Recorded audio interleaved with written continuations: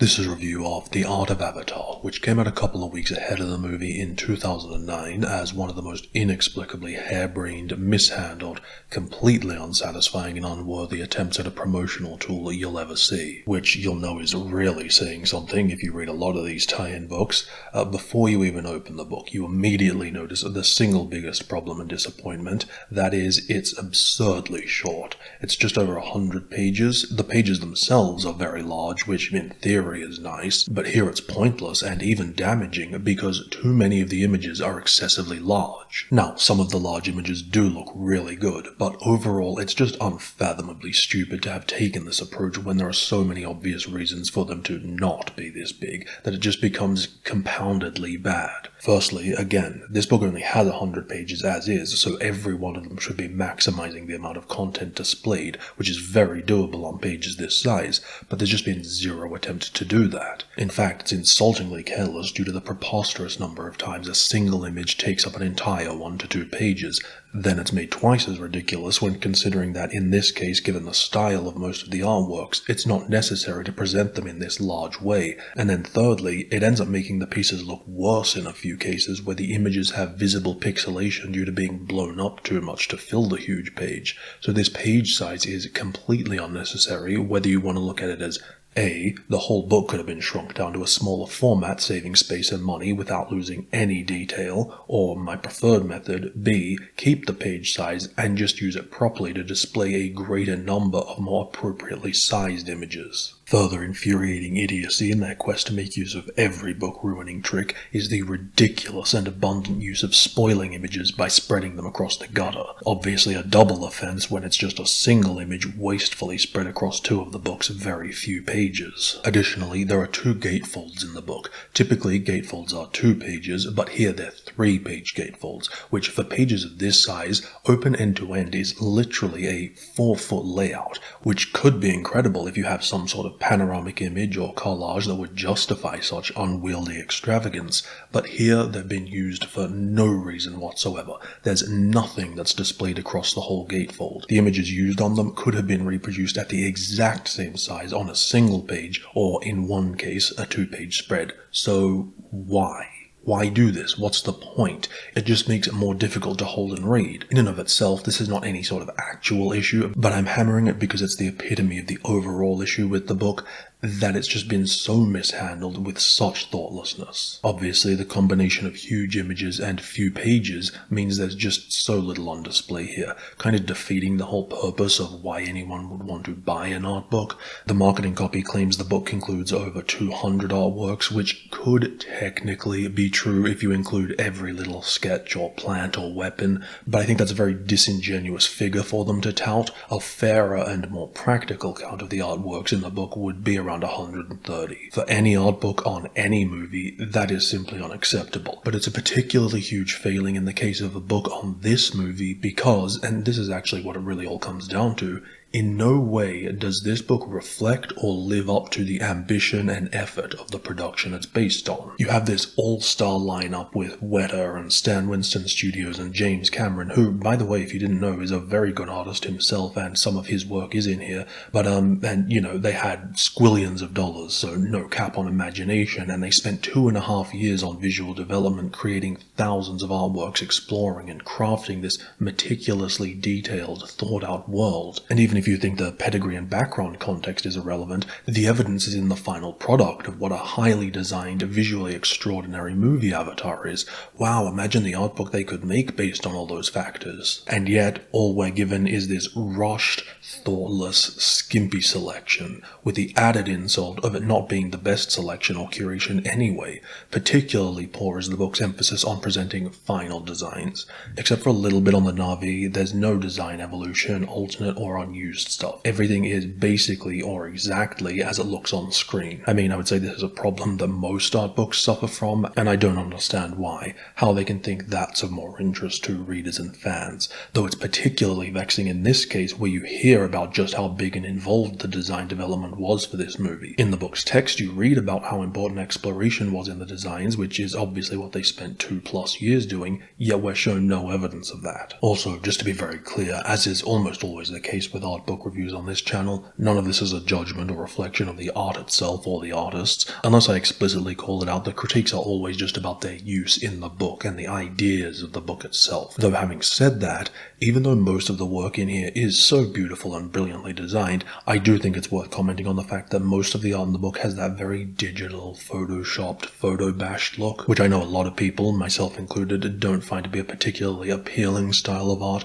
But again, that's not an actual criticism, just something you may want to be aware of based on your personal preference. In fact, this book itself is far more insulting to the artists. With only less than a handful of exceptions, all the artists are just lumped together in a thanks section at the back without any credit ascribed to individual works. You've probably noticed there's some text throughout too, and it is surprisingly good. There's just not enough of it for that to actually mean anything or be an influencing factor. And when I say surprisingly good, it's probably more accurate to say surprisingly not 100% garbage, because the limited word count isn't always used effectively anyway with too much filler and description, but that is balanced out with some really good quotes and insightful information in a one-sentence fact kind of way, which is fine for an art book. Particularly good is how it's always focusing on a specific piece of tech, creature, or location, and that's actually where you get some insight into the design process and ideas. It's just weird for there to be no visual evidence of that accompanying it, because, you know, everyone loves tell, don't show. Usually I'm pretty indifferent as to whether or not an art book includes text, as long as it's not bad and wasting space,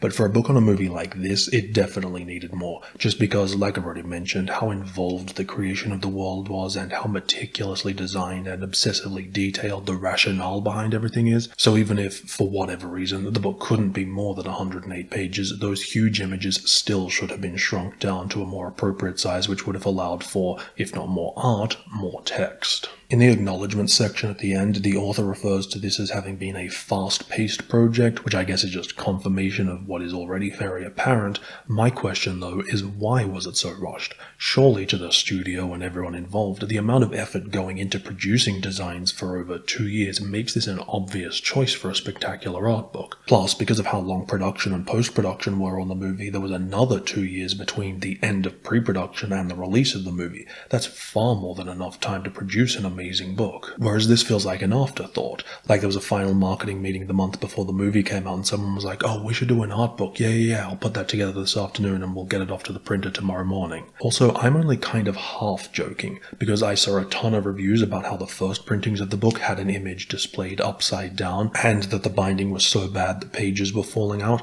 The copy I have here is a later printing where those issues have been rectified, which is good that they acknowledged and fixed it, but obviously shouldn't have been an issue in the first place. Also, mine didn't come with a dust jacket. I don't know why, but all the others I've seen do, just so you know. With every art book, no matter how good, there's always that desire for more, whether reasonable or not. For certain types of movies or smaller productions, they genuinely don't generate enough art to warrant making a big art book. But for an art book on this movie to be this short and miserly with its content is absurd. It's a legitimate complaint and the single biggest reason it fails. And I don't know why it should be this way when the solution is so easy. Just make it twice or 3 times as long. All the artworks have already been produced and are just sitting there anyway. How hard is it to just drag and drop more of them into a document? Resize the excessively large images, some better curation to include more preliminary designs, and maybe some more text too. But honestly, just a simple fix of making it longer, having more content, would have overcome most of the dissatisfaction with this book,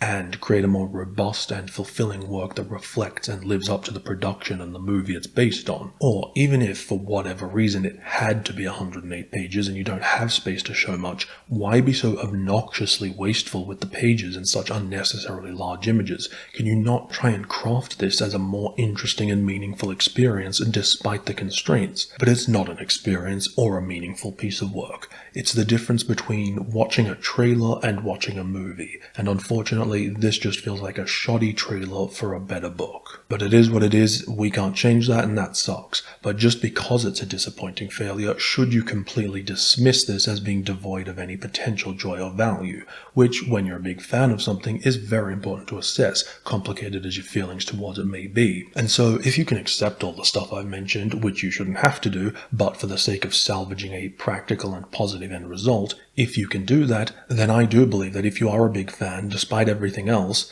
the fact is the art, scant though it may be, is still really nice to look at, and so there is absolutely potential enjoyment to be got out of it. And you may not believe it based on my irate review, but I was able to do that and genuinely did enjoy looking through it, but that is thanks entirely to the art itself. The book gets no credit for that, in fact doing everything it can to spoil what joy there is. And that's what this review is assessing, but I wanted to mention that because the reality of the situation is, if you are a big fan of the movie and you do like the style of art on display, it's definitely a point worthy of consideration. Unfortunately, as hard as it may be to believe, they found a way to try and undermine even that silver lining. It wasn't enough to just ruin this book by including such a minuscule amount of art, they had to come back a year later and piss on the corpse. By which I mean, I cannot believe this. In late 2010, they released The Making of Avatar, a book which includes about 80 pieces of concept art, which, think about that. The Making of book includes 80 artworks, while the book just dedicated to concept art only has 130. But rather than presenting 80 all-new pieces of art to supplement the art book and try and make up for the insult of including so little, instead they had the audacity for about a third of the pieces in the Making of book to be reprints of those already featured in the art book, rather than drawing from the thousands of pieces they didn't use, and for no reason whatsoever, just sheer laziness and stupidity further undermining what little value the art book actually offered, which also then wastes space in the Making of book instead of having them work together, all made even more grossly disgraceful when you understand that the author of the art book is also the co-author and image curator of the Making of book. The author, or rather the incompetent, indolent buffoon we have to blame for all this, is Lisa Fitzpatrick. I'm sure there are designers and editors and so on who should all share in the chastisement, but when your name is on the cover, you're the one who gets the roses and the tomatoes. And in lieu of being able to actually throw any tomatoes, my sole petty consolation to all this is confidence in the knowledge that Lisa Fitzpatrick must have had a lifetime of being tormented with the particularly apt nickname Piece of Shitspatrick. The core of all this frustration just stems from a complete inability to comprehend how many times can one book have me exasperated and dumbfounded into having to ask why and how things could possibly be so grossly negligent at every opportunity. Few pages, giant images, few images, final images, pointless gatefolds, a fast-paced project, and then images repeated in a companion book. There's no reason for anything this book does. There's no discernible intelligence behind any of these ridiculous decisions beyond flagrant laziness. Everything about the movie and everything around it was done to the nth degree, yet the art book couldn't be more opposite. It's such a black sheep, and a wasted opportunity due to being entrusted to people clearly and indisputably too clueless or careless and just plain lazy, which sadly is pretty much the norm for these kind of books, but this one is particularly odious. But don't let any of this scare you from at least looking into the Making of Avatar book, because it's much better than this crap and not to be missed in my opinion. You can check out the review for more on that. There's also two in-world lore book kind of things that both make good use of a bit of concept art and so it might be of interest, and those are Avatar, a confidential report on the biological and social history of Pandora, and Avatar, the movie scrapbook. Then there's Tech Noir, the art of James Cameron.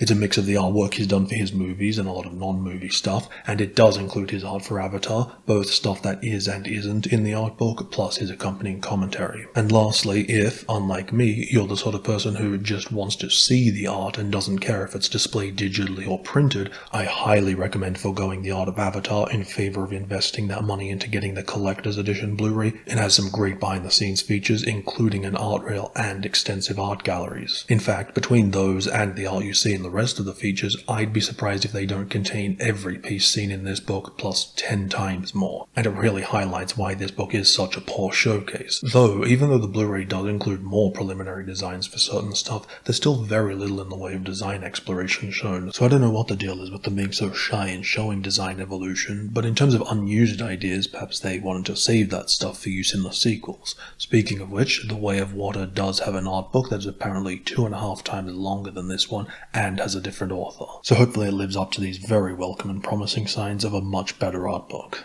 God knows it couldn't be worse.